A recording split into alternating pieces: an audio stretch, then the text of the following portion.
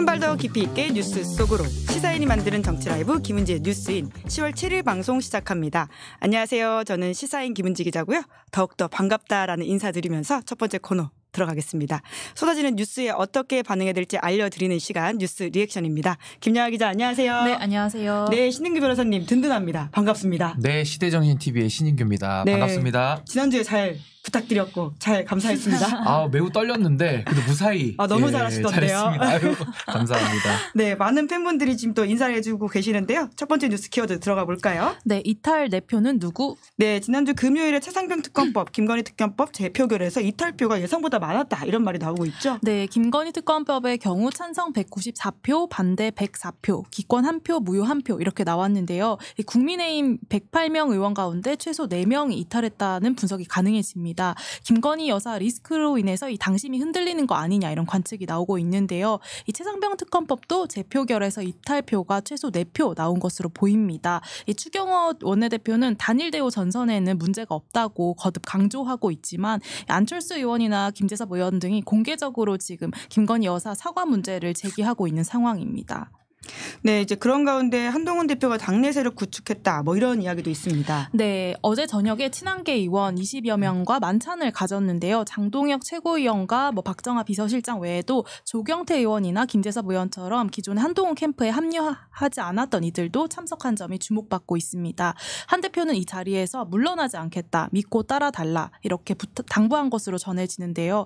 특히 이제 김건희 리스크에 대한 위기의식이 많이 공유됐다라고 합니다. 친한계 박정훈 의원은 CBS 김현정의 뉴스쇼에 출연해서 이대로 가면 당이 공멸한다는 의식은 다 갖고 있었다라고 하면서 이 진행자가 후속 조치가 없다면 다음에 이탈표가 더 나올 수 있다고 보느냐 이렇게 묻자 가능성이 있다고 본다 이렇게 답을 했습니다. 다만 이 4명의 이탈표에 대해서는 친한계 의원들 중에는 없다 이렇게 장담하기도 했고요. 아무튼 그간 이제 한동훈 대표의 독대 요청이 용산에서 불발되면서 한동훈 패싱 논란도 나오고 있는 상황이었는데요. 원내 대표라 구심점이 없다든지 또 세력을 이루지 못했다 이런 평가들이 나오고 있었는데 이를 의식한 듯 본격적으로 세력화에 나선 것으로 보입니다. 오늘 점심에는 또 원외 당협위원장들과 오찬을 가지기도 했죠. 이 홍준표 대구시장은 여기에 대해서 이 페이스북에 이런 글을 썼는데요. 들어온 지 얼마 되지 않은 정치초년생 밑에서 무얼 하겠다고 무리지어 다니는지 몇 명을 무기로 대통령을 협박하려는 건지라고 하면서 한 대표와 친한계 의원들을 비판했습니다. 네, 먼저 이제 내표의 의미를 좀 짚어봐야 될 것 같은데요. 예상하셨습니까, 신 변호사님? 그러니까 저는 사실 대통령 지지율이 좀 급속히 떨어지고 있을 뿐만 아니라 한동훈 대표의 지지율까지 같이 떨어지는 이런 하락 동조화 현상 때문에 전 국민의힘 안에서 그래도 나름의 이 심각성을 느끼는 사람이 있을 수도 있다라는 좀 기대를 섞은 전망을 했었는데 역시나 그 기대에는 미치지는 못했고요. 그래도 유의미했던 것은 기존의 이탈표보다는 조금씩 그 숫자가 더 불어나고 있는 건 사실입니다. 처음에도 그 재표결 당시에 한 2표 정도 이탈표 나왔을 때 뭐 색출하는 작업 가운데 뭐 실수였다 뭐 이런 해명까지 나왔었는데 이번에는 이제 그런 해명은 안 나오는 것 같아요. 그래서 저는 윤석열 대통령이 만찬까지 열어가면서 원내 지도부를 강하게 압박하고 강하게 단속을 했음에도 불구하고 지금 4표 정도의 이탈표가 나왔기 때문에 전 다음번 또 다다음번 정도의 특검법이 재의결이 또 붙여진다면은 저는 이제 특검법이 통과될 가능성은 매우 높아진다라고 저는 보고 있습니다. 네, 이제 그런 의미에서 친한계가 어제부터 일종의 세과시했다라고 하는 것도 눈여겨봐야 될 포인트라고 보시나요? 이제 한동훈 대표도 나름의 반격에 나선 모양새로는 보여지는데 우리가 세력화라는 것은 세력이 있는 사람은 세력화를 할 필요가 없어요. 그러니까 한동훈 대표는 지금 세력이 없기 때문에 지금부터 이제 막 사람을 모아서 가는 형국인데 전 상당히 좀 늦었다라는 생각도 많이 들고요.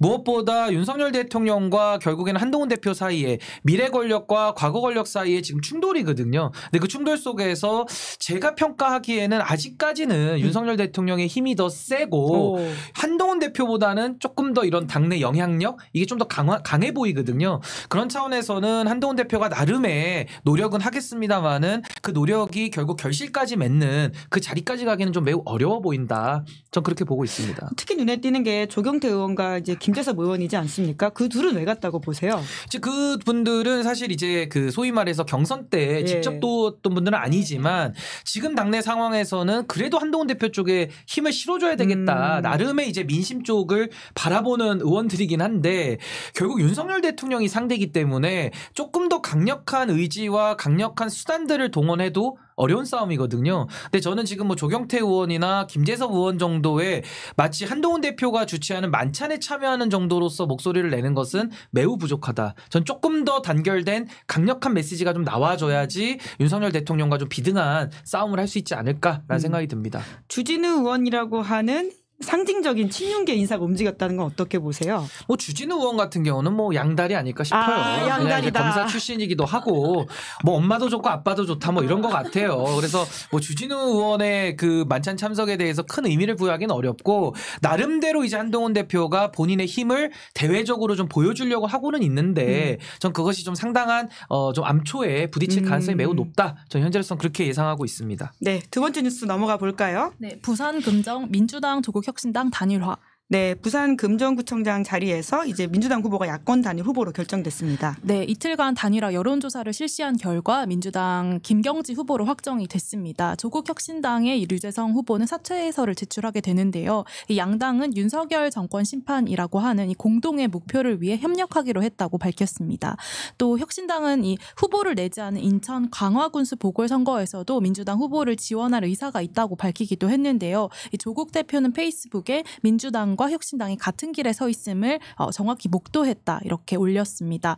지금까지 상황을 정리하자면은 이 호남 곡성과 영광에서는 이 조국 혁신당과 민주당이 좀 치열한 쟁탈전을 벌이고 있는 와중에 인천과 부산에서는 동맹을 맺는 듯한 모습입니다. 네, 이제 선거가 생각보다 빨리 다가오고 네. 있더라고요. 이제 서울도 지금 사전투표 이렇게 관련해서 좀 안내도 오고 있던데요. 근데 TV 토론 두고 논란이 있죠? 네, 보수 교육감. 그러니까 이제 서울 선관위가 TV 대담에 이 보수 진영 단일 후보인 조전혁 후보만 초청하면서 논란이 일고 있습니다. 이 진보 진영의 단일 후보인 정근식 후보가 이 TV 토론에 보이콧을 선언했는데요. 이 서울 선관위가 밝힌 이 TV 토론 초청의 대상을 보면 최근 4년 이내에 해당 선거구에 출마해서 10% 이상의 득표율을 기록한 후보거나 아니면은 교육감 여론조사에서 이 평균 지지율이 5% 이상인 후보여야 한다고 합니다. 그런데 이 기준에 맞는 여론조사 결과가 지난 2일까지 나오지 않은 상태라서 이 앞서 말씀드렸던 최근 4년 이내 선거 득표율이 10% 이상 되는 기준으로 대담 초청 후보자를 선정했다라는 건데요. 조전혁 후보 같은 경우는 2022년 이 서울시 교육감에도 출마한 적이 있어서 관련 요건을 갖추었다 이렇게 본 것입니다. 네, 어쨌든 논란이 일고 있자 조전혁 후보는 선관위는 원칙에 따랐을 뿐인데 정 후보가 생태를 쓰고 있다라는 취지로 지적을 했습니다. 여기에 대해 정근식 후보 측은 오늘 기자회견을 열고 여론조사 1위 후보를 제치고 단 한 명의 보수 후보에게 일방적인 홍보성 대담의 기회를 제공한 폭거다 이렇게 반발했습니다. 네, 선거가 벌써 다음 주이더라고요. 훌쩍 다가왔는데 우선 좀 판세 어떻게 보십니까?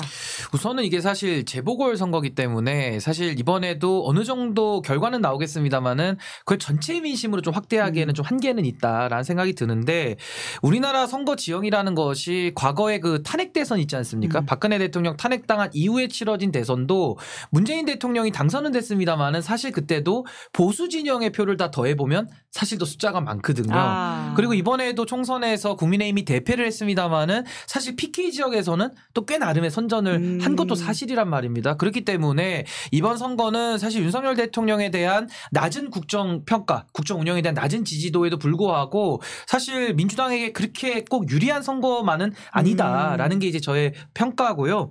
무엇보다 이제 전남 곡성이나 전남 영광 쪽에서는 민주당과 조국혁신당이 나름의 좀 경쟁 구도를 통해서 뭔가 이제 호남 민심을 놓고 주도권 경쟁을 할 것으로 보여지고 이 부산 금정이나 인천 강화 같은 경우에는 이제 양당의 총결집 선거가 될 가능성이 매우 높습니다. 그래서 뭐 예를 들자면 지난번에 그 강서구청장 재보궐선거 같은 그런 분위기가 좀 재현될 걸로 저는 예상은 하는데 지역 자체가 이제 PK이고 강화라는 이런 특수성이 좀 있어서 민주당이 이제 조국혁신당과 부산 지역에서는 단일화를 했잖아요. 그렇기 때문에 이제는 좀 해볼 만한 기틀은 좀 마련했다. 전 그렇게 보여지고요. 뭐 교육감 같은 경우도 아마 이제 보수 진보 후보들이 좀 난립을 하다가 이제 선거 말미로 갈수록 조금씩 구도가 좀 정리되는 모양이거든요. 그렇기 때문에 교육감에서도 아마 보수 진보의 좀 양당 결집에 물론 정당 추천은 없습니다만은 양당의 그런 결집적인 선거가 될 가능성이 매우 높다라고 저는 생각을 합니다. 예, 포스터가 와서 잠깐 봤는데 벌써 색깔로 본인들의 컬러를 드러내고 있더라고요. 그러니까 뭐 사실 정당 공천만 안 한다 뿐이지 예, 빨간색, 사실상 파란색. 교육감 선거도 진영의 대립적인 그 성격이 더 강해질 걸로 보여집니다. 네,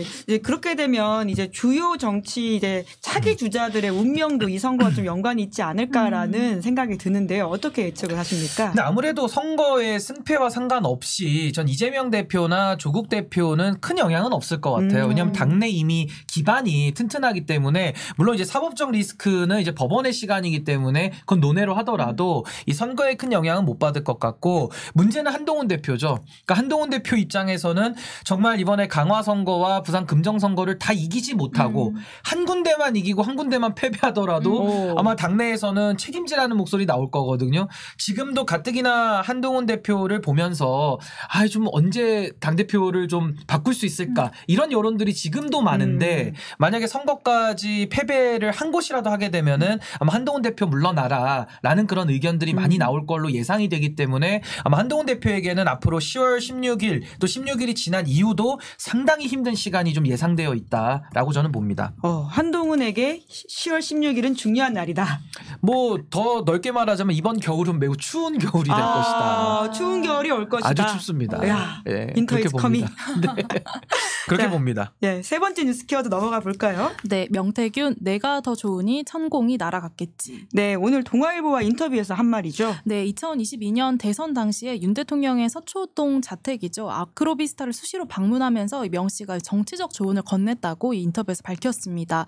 윤 대통령에게 또 최재형 전 감사원장을 국무총리로 임명할 것을 건의했다고 이렇게 밝히기도 했고요. 또 본인이 지난 대선에서 윤 대통령과 안철수 당시 국민의당 대표의 단일화에 공을 세워서 이후 현 정부의 공직도 제안받았다. 이런 이야기를 주장을 했습니다. 뿐만 아니라 자신이 오세훈 서울시장이라던가 이준석 전 국민의힘 당대표 당선에 큰 역할을 했다라고 하면서 윤 대통령이 명박사로 자신을 호칭하고 있는데 그 이유가 이 박사 학위가 없는 사람이 모든 걸 알고 해결해왔기 때문이다. 이런 식으로 설명을 덧붙이기도 했습니다.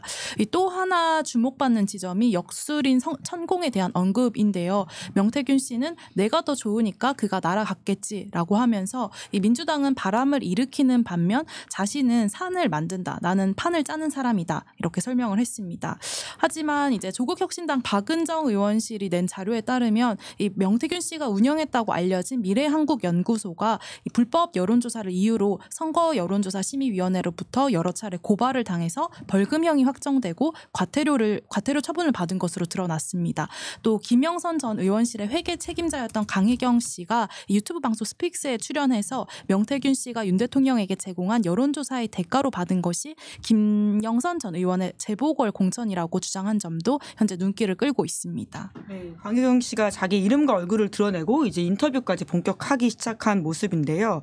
우선 오늘 동아일보에 나온 명태균 씨 인터뷰 좀 어떻게 읽으셨습니까? 좀 인상적인 구절, 눈에 띄는 부분이 있던가요? 근데 저는 이제 명태균 씨가 너무 많은 말을 쏟아내고 있기 때문에 사실은 좀 혼란스러운 것도 사실입니다. 지금의 이 핵심은 김건희 여사의 공천 개입 이 의혹이 핵심인데 지금 명태균 씨는 뭐 자기 자랑도 거기 좀 섞여 있는 것 같고 다양한 내용들을 쏟아놓다 보니까 상당히 본질을 흐리는 면은 있는데 처음에는 명태균 씨의 이야기에 대해서 뭐 허풍이다. 뭐 과장이다 이런 식의 얘기들은 많았습니다만은 이준석 의원이 명태균 씨와는 관계가 좀 있다는 거 아니겠습니까? 근데 그분의 말을 의하면 명태균 씨는 맞는 말을 많이 하는 사람이라고 이렇게 얘기를 한 적이 있어요. 그렇다라고 한다면 지금 명태균 씨의 말 자체를 허풍이나 과장으로만 치부하기는 매우 어렵고 또 이분이 그 윤석열, 김건희, 이준석 이 사자 회동을 대선 전에 했다라는 게 지금 밝혀지고 있거든요. 아니 도대체 누구길래 그 중요한 당 대표와 당에 입당하려는 유력 대선 주자의 부부와 함께 동석을 해서 자리를 할 수 있는 것인지 아마 그 영향력을 가지고 대선 이후에 있었던 2022 2022년도 재보궐선거에서 혹시나 공천에 대한 영향력을 미친 건 아닌지 이게 지금 의혹의 핵심이거든요. 그렇죠. 그래서 아마 네. 이 부분에 대한 규명이 저는 반드시 이루어져야 된다라고 생각을 합니다. 네. 아니 그 대선 당시에 그 윤석열 대통령 부부 혹시 신인기 변호사님은 만난 적 있으십니까? 뭐 만날 일도 없고요.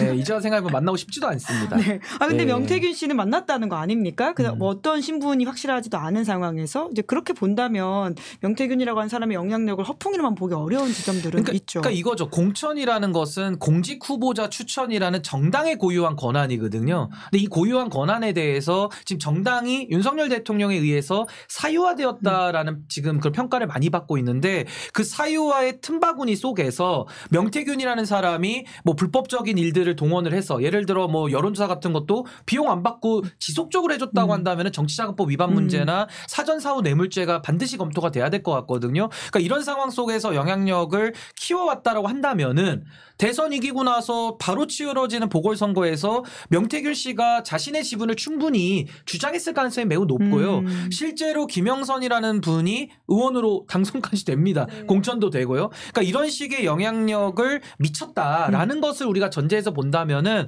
이 공천 개입 의혹, 그러니까 권력의 사유화 내지는 이 사천 의혹에 대해서는 반드시 저는 규명이 좀 필요하다. 그리고 범법에 대한 여지도 분명히 있기 때문에 이 부분은 수사도 좀 필요해 보인다라고 보여집니다. 네. 그래서 어느 날 갑자기 유명해진 이 명태균이라는 인물에 대해서 저희 신인기 변호사님이 아무에게나 돋보기 내시는 분은 아니거든요.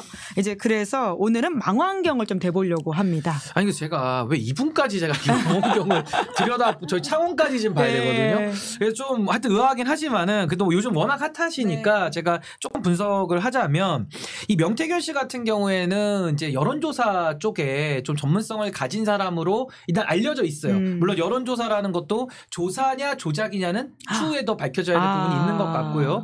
근데 이분이 여론조사라는 걸 통해 가지고 유력한 정치인들과 연을 많이 맺어온 것 같습니다. 그 중심에는 김영선 의원이 있는 것 같고요. 그 김영선 의원을 통해 가지고 예를 들면 윤석열, 김건희 부부에게까지 대선 전에 접촉이 된 거고 이준석 의원에 대해서도 2021년도라고 하는 이준석 의원이 사실상 당 대표로 아주 화려하게 등장할 때에도 명태균 씨가 많이 도왔다라는 증언이 주변에서 나오고 있거든요. 게다가 뭐 오세훈 시장, 김종인 비대위원장, 또 박완수 지사 이런 분들의 이름까지도 나오고 있기 때문에 이 명태균 씨가 가지고 있는 이 영향력은 상당히 적지 않다라는 게 중론이고 무엇보다 정치인들한테 조언도 할 수 있죠. 뭐 조언하거나 상의도 할 수 있고 민심을 전달할 수도 있는 건데 우리가 지금 문제 삼는 것은 그것이 단지 조언이 아니라 어떤 공천이라는 공당의 행위에 있어서 비선으로서 영향력을 미쳤거나 본인의 이익을 가져갔다라고 하면 이건 아예 차원이 다른 문제입니다. 예를 들어 우리가 주식 투자하는 거는 장려할 일이잖아요. 근데 주가 조작을 하면 안 되죠.